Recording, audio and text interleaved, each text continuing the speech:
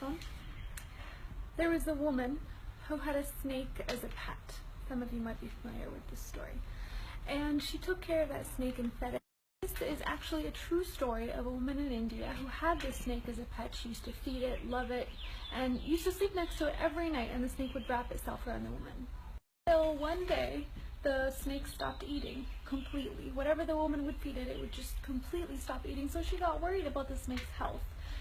She didn't know what to do.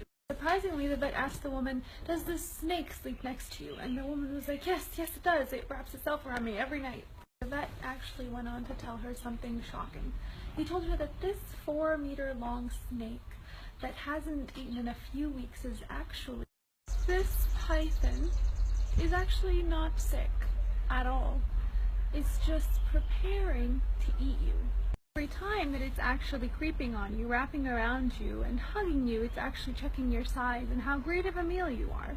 Because it must be prepared before the attack. And yes, it doesn't eat so that it can have more space in order to digest you properly. The moral of this story, of course, is that even with people who are very close to you, people who you're very affectionate with, they can have very bad intentions. You need to identify the snake around you and their true intent, because hugs and kisses are not always honest. But because of the pure intentions that you and I might have, it might actually be very difficult to distinguish that snake around you. But it's actually very simple, and I'll tell you exactly how. In Surah Al-Kahf, verse 28, it says, "And keep yourself patient around those who call upon their Lord in the morning and the evening, seeking his countenance.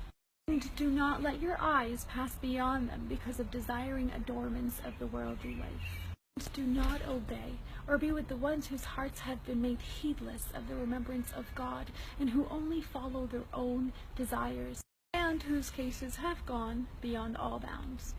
This verse basically means is that we should stay away from those who don't have the ability to restrain themselves from doing the things that God has prohibited us from doing. Simple things like cheating or lying or backbiting. If they haven't done it to you, your turn is definitely coming, and you get my point.